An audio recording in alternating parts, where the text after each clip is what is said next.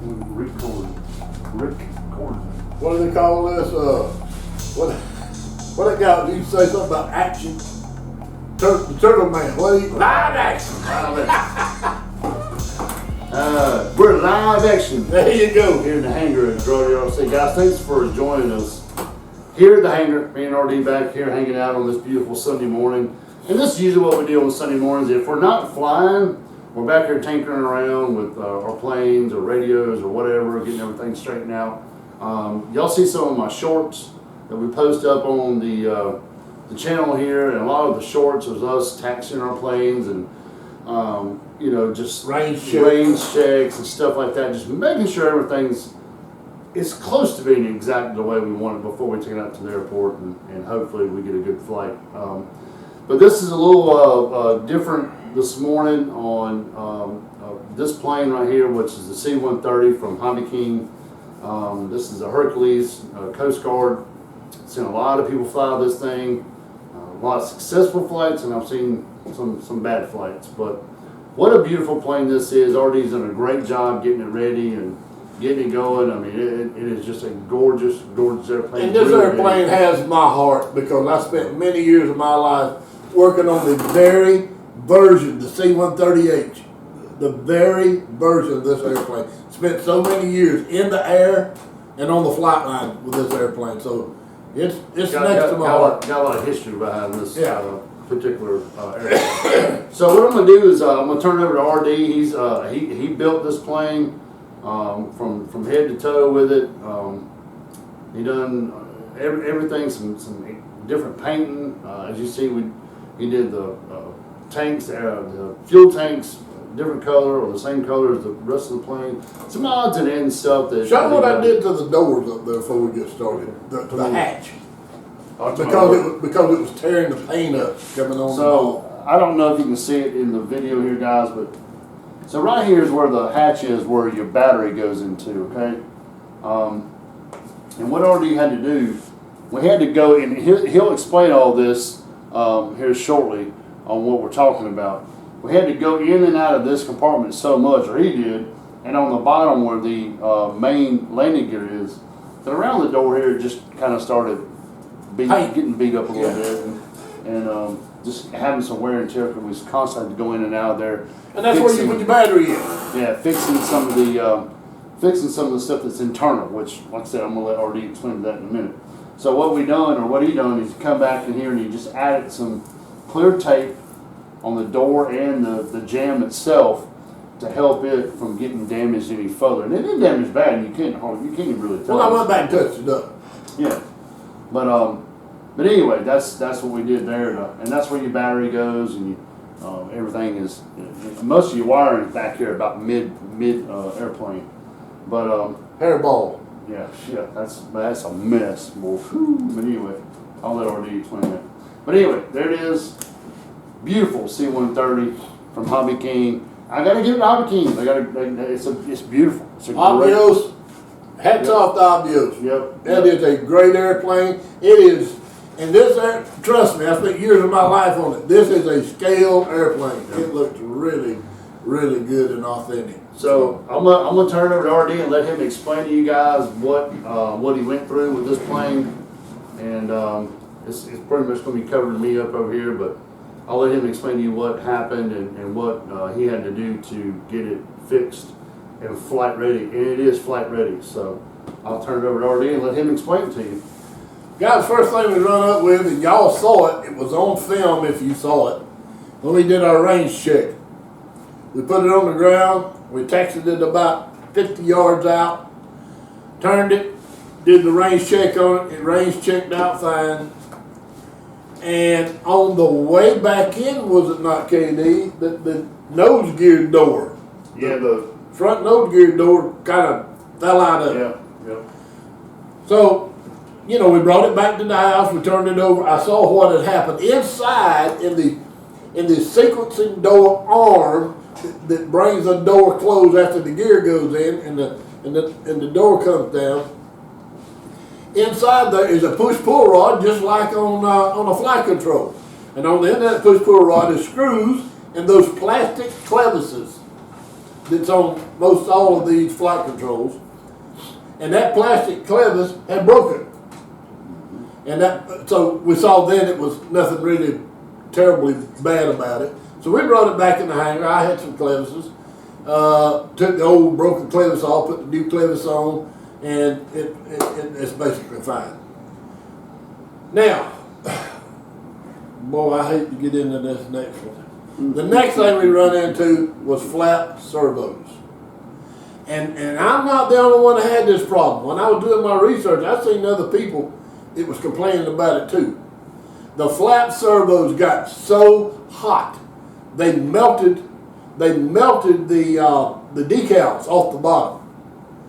And we did a video on that a couple of videos ago. Right. When I asked everybody to give us some feedback in the comment section. I did get some feedback from a couple of people that actually had the same problem and what they done to fix it. And basically, Artie's going to explain he done the same things. So they were just getting so hot, and I couldn't understand why. Like KD said, we put it out there. Guys, help us. What's going wrong here? Come to find out, other people have the same problem. Well, eventually, the right one burnt completely up and locked up. You couldn't even take a pair of pliers and move the thing. So basically, what I did is I ordered 2 new servos. I took those out. I put the new servos in. And I didn't run the wires back through there because I had to tear the wing up to do that. So basically, I just spliced them right there at the servo. And guess what? They worked fine to stay cool, just like every other. So apparently, I either had one bad servo because they're paired together with a Y lead, and either I had 2 bad servos or that servo took the other servo out. Eventually, both of them went out. Since I put the new ones in, there's been no problem. They run cool up and down, there's no problem there. So now here I'm starting to get a little aggravated because I went to Hobby King and I said, this is what happened. Could I get, this airplane's what, between $400 and $500. Could I get 2 servos from you because I had to order 2 out of my pocket and fix it? I have not got 2 servos yet. In fact, I haven't had anybody even tell me that they were going to give me 2 servos. Haven't had anybody even tell me what was wrong. Haven't had anybody even reply to my servos. And they've got a section called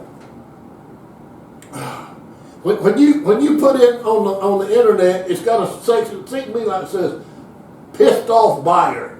That's the name of it. Pissed off buyer, where you log in. You know what's wrong with it. I ain't heard nothing. All right. Enough of that. That fixed it. But honestly, I still got a little grit in my craw, and it ain't nothing. You guys know these servos are not that expensive. It's not the point of it. The point of it is it was an expensive airplane that I should have gotten, and if I'd had a problem with it, they should have fixed it. Should make it right. Should make it right. I didn't get a response. Enough of that. The next thing is I noticed when I got the thing, it looks like whoever wired it just took wiring and put it in a ball. It looks like something a cat threw up, hairball, and just threw it in the back. And a couple of the connections weren't even connected. It was a mess. It was a mess. Well, I got in there and tried to fix it. Well, guess what? They don't give you any instructions on that stuff. On that how it's wired up, they don't give you none of that. So you have no clue. You're in there stabbing. There's like three control panels in there. Yeah, you got the main control box, and then 2 more. Then you got a sequencing, and then another thing that the sequencing talks to and sends out to the receiver. To the receiver. I mean to the ailerons, flaps, and all that kind of stuff. Now, I had no, and I had gotten to the point where I couldn't get nothing to work on. I mean, absolutely nothing. So I go to Hobby King, and there's a live agent on there. You could speak, you could chat with a live agent. Well, I had found out through my research that somebody had sat down and made a wiring diagram of this airplane. Let me see if I can get it for you. And it's accurate. If you'll follow this diagram to the T, I'll show it to you. So now what I did, on that live chat, I just simply said this. I understand there's a wiring diagram from the Avios C-130 version 2. Can I get it? The guy answered me back with a link of a PDF. That's it, guys. I had it on my phone, took it to my wife that works at the sheriff's department, and she enlarged it. But that's it. That's the wiring diagram right there. Without that, I would have $400 worth of styrofoam that meant nothing. I hope y'all can see that. Maybe you, there you go. Yeah, you might can screenshot that yourself if you need it. Yeah, there you go. And it's very accurate. This thing is accurate, I promise you. I had to call Keith down here because of the hairball, and basically he figured it out. And we got, long story short, we got the thing back in working order with no help. With no help from the Chinese that made this thing. No help. The only thing they helped me with is they sent me where I can find this PDF. Other than that, we've had to do it all on our own, and you guys know I ain't happy about that. I think when you guys spend your hard-earned money for a styrofoam airplane, you should get what you paid for. And we got more than we bargained for on this one. However, having said that, I love this airplane. I love it. It's gorgeous. It's beautiful. And I've seen other people fly it, and they fly it with no problem whatsoever. Yeah. Just be aware that if you need something replaced on that airplane, unless things change, and I told you earlier, or in one of the other videos, they make it so difficult when you go to put this stuff in, they will ask you to put the same information in 5, 6, 7 times. Yeah. And they keep pushing it back, pushing it back, pushing it back. Till finally you just say, oh, the hell with y'all, and you don't try no more. And I think that's the thought behind it. Hoping you'll just And that's exactly what I did. Yeah. That's exactly what I did. However, I will remember. You bet your butt before I spend my money again, I will remember people like Horizon that's done me great, and the people like Hobby King and the name done. I hear a lot about Hobby King all over the world. That's a big name. You people need to get your stuff together, because this is no way to treat a customer. I'm not happy. Love the airplane, but this warranty stuff you got is not good. Not good. And like I said, if you want to talk to Avios, you have to call China. Well, guess what? I attempted that, and my phone service says, you don't have service to go to China. China. So, long story short, airplane's back together. The airplane's good. It's ready to fly. I love it. It's my heart. Avios done a great job on the airplane. You guys just need to clean up your act. You really do. I mean,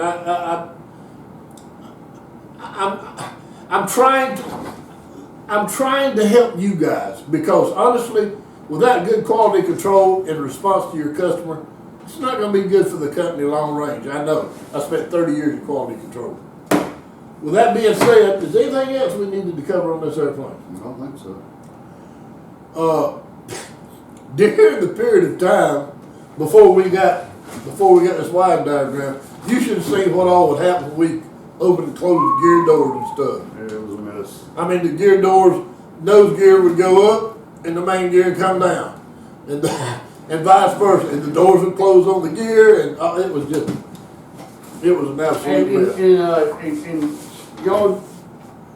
And like I've said in the videos in the past, and I may have said it earlier in this video, we're not bashing anybody. We're not bashing Hobby King. I've got a couple Hobby King planes that I'm ecstatic about. They'll see me fly Apaches or the what's that thing called? Can't remember the name of the plane now. Was it Cessna? No, my big one I've crashed so many times. A J3 Cub. Yeah, the J3 Cub. I named it Patches. Y'all seen me fly that plane a couple of times. If you haven't, go back and look at some of those flights. I've torn that plane all to hell. And it's from Hobby King, and it's a great plane. It's a great plane. They got fast service. It's just we just haven't had much luck on their warranty stuff and trying to get parts replaced for reasons, especially when it comes out of the box and it's messed up.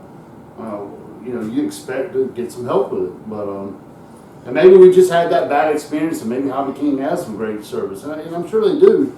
But on this particular plane and on this particular build, it was a pain in the butt for RD to get things done and get it where it's at. But we got it. We pushed through and got it done. So. Guys, we're not, look, it's obvious what kind of an airplane this is. It's obvious it's a beautiful airplane. It's obvious it flies very good from all I've seen on there.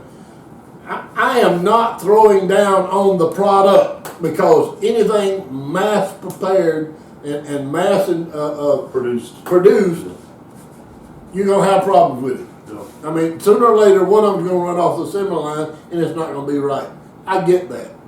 All I'm trying to say in my awkward way was, guys, you need to do something with your support. The support is not good. I just feel like no one has even asked me, is there anything else I can do for you? Is there you've gotten no responses at all. Yeah, I'm just not getting any responses. So, you know, they don't care whether I got this thing flying or not. That's what's aggravating. That's what's aggravating. Yeah. So I'm not throwing off on Hobby King as a company. I guess my complaint is the support part of it. Customer service. The customer service needs to be jacked up a little bit. Yeah. And maybe we just had a bad experience. And maybe we just had a bad experience. So I don't know. But like I already said, the Avios C-130 is a beautiful plane. We don't know how it flies yet. We've seen a bunch of people fly it, but it is flight ready and ready to go after what, 2-3 weeks of messing with it. Finally got it going. So A lot of work. yeah, a lot of work. But we just wanted to bring you up to speed on the plane and the things that we had go on with it. Like I said, I did do a video a couple of weeks ago about the servos getting hot on the flaps. We got that figured out. I already explained that to you. And then we got that hairball inside the thing figured out finally. And the schematic that I showed y'all Saved us. It did. It saved us. It was good. And to be honest, the people at Hobby King on that live chat, I mean, he sent it right away. Yeah. He knew about yeah. it. Thumbs up on that. I mean, Yeah, he sent it right away. He did real good with that. I guess my complaint is with China. I guess because China, because they're not supporting the and they're sitting over there. They're sitting over isolated from all the people over here that might be having problems. You know, so they're not getting all this. Like I said, if y'all think I'm really down on Hobby King, I'm not. Yeah, we're going to continue to do. We're going to continue to do business with them. However, guys, y'all need to streamline this stuff. I mean, you really need to make your customer number one. But not only that, everybody knows this day and time where everybody's penny pinching, especially here in the States. I don't know about around the world, but I know here in the States a lot of people are penny pinching, and when you spend $400, $500, $600 on an airplane, and you're just asking for help, some guidance, and they don't give it to you, that will piss you off, I promise you. But so, long story short, if you guys got C-130, because I've seen other people out there with the same problem, if those things are overheating, the only thing to do to fix it is pull them things out of the wings, put some new ones in there. We did everything possible to try to figure it out, and it just wouldn't. And eventually, it was getting so hot, it was actually melting. It had the styrofoam bubbled up. Yeah. So, but we got all that straightened out. Already got it all straightened out and got it pretty. So, I don't have anything else on this one. I don't either. I think it's ready to go, and we will be flying this in a what is it, a 4S? You're gonna run what, a 2600 in it? 4S? I'm gonna run a probably a 3000. So No. That's a special one. That's a special one. Yeah, which one was I had to order 2 of them and tell them the reason why. This battery does not go in like this. Oh, It yeah, goes in like this. yeah. That's So- a special battery so for these- this airplane. Yeah, so these, most of your batteries go in these planes like that, inside. This one does not. It goes like that. It goes sideways. And against that bulkhead And it battery. goes against the bulkhead in the back. So RD had to order some special ones. And these are the Admiral 2200 4S's. Yeah. So that's what we'll be running in the, but you can run these in other planes, but this one specifically. In order for it to fit to fit, yeah. So, and get the CG. yep. So anyway, it's the Admiral 2200 4S. 4S. So, all right, guys. Well, we're gonna get out of here. We don't want to bore y'all too much on our rants, but I think it's necessary to explain to people and to get it out there, the experiences that we're going through as newbies to the hobby. We've been in the hobby now for maybe about a year. Our first plane was last Christmas with the Carbon Cub, and since then we've accumulated a pretty good stack of planes in here. I guess we probably got 2025. 25 airplanes just in here. And we got a lot more we'd like to get, and it's just hard to get them right now, but when we do, we'll do videos obviously with them. But until next time, guys, we appreciate y'all watching. Make sure you subscribe to the channel. Make sure you follow us on Instagram at DRAWDY. And if we've helped you with any of our information, let us know that too. Because, if we're helping people, we're going to keep doing this. We're going to keep putting out our experiences with them. So comment down below what you think, experiences you've had with different companies, and what you got, what you've done to resolve those issues with your plane. Please let us know in the comments below. And until next time, me and RD's gonna tinker around in the hangar a little bit longer, see if we can find another plane to complain about. How about that? No. You guys have a good one. We appreciate y'all watching. Keep flying. We'll catch y'all in the next video. God bless you.